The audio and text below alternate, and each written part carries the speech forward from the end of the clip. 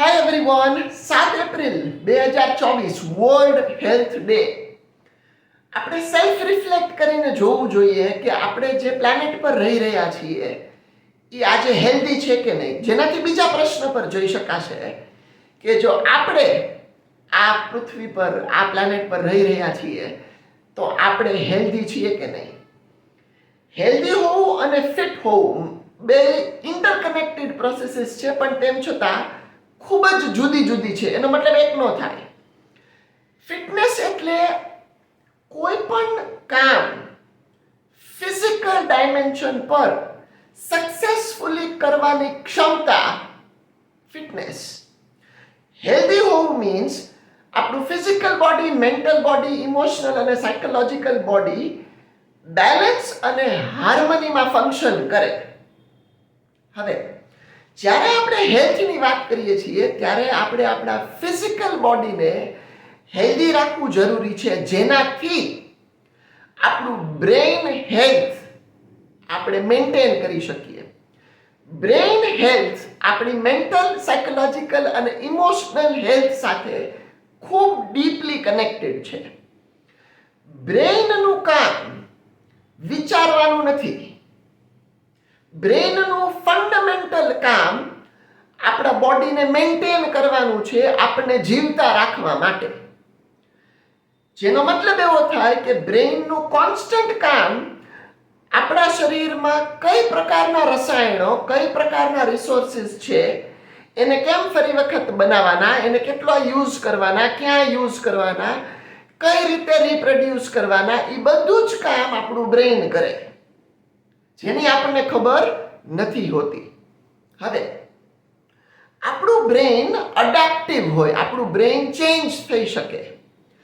જેમ આપણું શરીર ચેન્જ થાય એવી રીતે, કેમ કે બ્રેઇનનું કામ છે આપણને જીવતા રાખવાનું. હવે આપણા શરીરમાં કેટલા રિસોર્સિસ છે, કઈ પ્રકારના છે, એની કોન્સ્ટન્ટ માહિતી આપણા બ્રેઇનમાં જતી હોય, જેનાથી આપણું બ્રેઇન અમુક રીતે પોતાની જાતને વાયર કરે, પોતાની જાતને કલ્ટિવેટ કરે. બીજો પોઈન્ટ જે આપણા બ્રેઇનને કલ્ટિવેટ કરે, જેનાથી આપણી મેન્ટલ, સાયકોલોજીકલ અને ઇમોશનલ હેલ્થ પણ બને, એ બહારની માહિતી છે, જેને આપણે બ્રેઇનની ભાષામાં અનુભવ કહેશું. બ્રેઇન તમારા શરીરમાંથી જે માહિતી આવે રિસોર્સિસની, અને બહારથી જે સિગ્નલ્સ, જે એક્સપિરિયન્સ હોય બ્રેઇન માટે, એનાથી પણ બ્રેઇન પોતાની જાતને ડેવલપ કરે, અડેપ્ટ કરે, જેનાથી આપણને જીવતા રાખવાની સ્થિતિ સહેલી થાય. હવે કેટલા લોકોને યાદ છે કે એ જ્યારે નાના હતા ત્યારે એમના બ્રેઇને પોતાની રિજનલ લેંગ્વેજ, જે આજે બોલતા જાણે છે, એનો અનુભવ રેજિસ્ટર કર્યો હતો?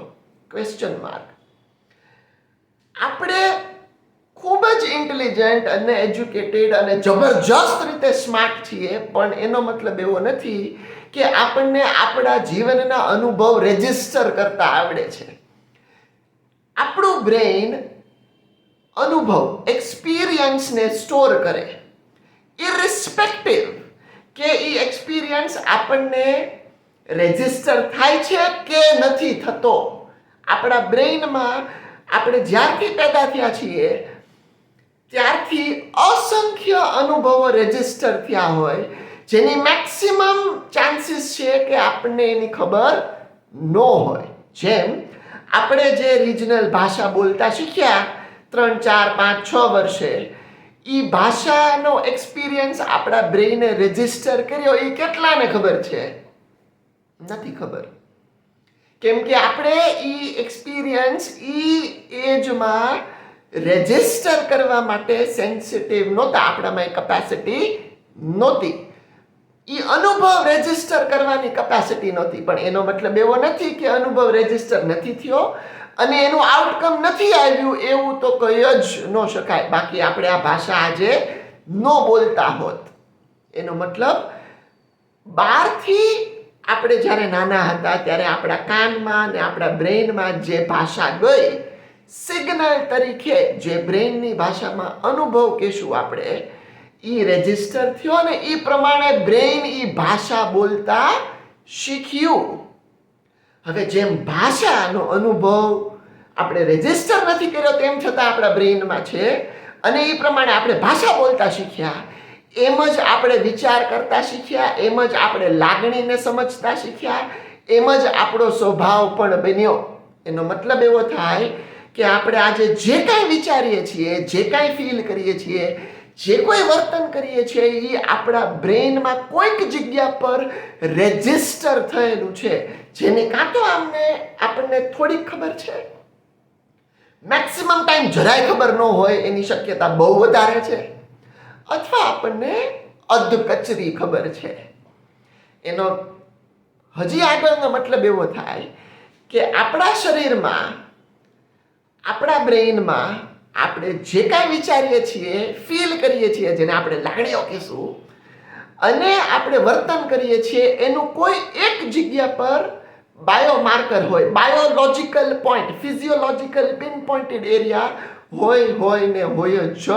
ઘણા બધા હોઈ શકે પણ મિનિમમ એક તો હશે જ. તે આપણા બ્રેઇનમાં આપણા દરેક વિચાર, દરેક ઇમોશનલ પેટર્ન, દરેક બિહેવિયરલ પેટર્ન નું એક ન્યુરો સર્કિટ હશે જ, તો જ આપણે એ ફંક્શન કરી શકશું.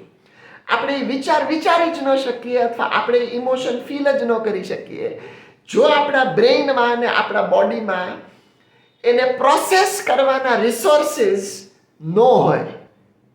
એનો મતલબ આપણો આનંદ, આપણી હેપીનેસ, આપણું નોનસેન્સ, આપણી સ્ટુપિડિટી, આપણી ઇન્ટેલિજન્સ, જેને આપણે ખૂબ પેઇન થઈ ગયું, ખરાબ લાગી ગયું, મને તો ખૂબ ખરાબ લાગે, મારો ઇન્ટરેસ્ટ આવો, મારું ઇન્ક્લિનેશન આવું, વગેરે વગેરે વગેરે, એ દરેકની સાથે એક બાયોલોજિકલ અને brain biological pin pointed area છે. જો આ મળી જાય તો આપણે આને બદલી શકીએ. કેમ કે આપણે એવું સમજીએ છીએ કે આ બધું જ બહારથી થઈ રહ્યું છે. આપણે આપણી જાતને રિસ્પોન્સિબલ બનાવતા જ નથી.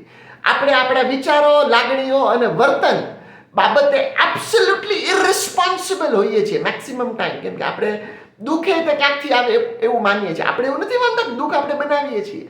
આપણું બ્રેઇન એકચ્યુઅલી દુઃખ બનાવે આપણને જીવતા રાખવા માટે. આપણું બ્રેઇન જ પ્લેઝર બનાવે આપણને જીવતા રાખવા માટે. આપણું બ્રેઇન હેપીનેસ બનાવે, આપણું બ્રેઇન હાર્મની બનાવે આપણને જીવતા રાખવા માટે. પણ આ જો આપણને સમજાય તો જ આપણે હેલ્ધી હોઈ શકીએ. આઈ હોપ આ વિડીયોથી કંઈક સમજણ આવે. ઠીક છે.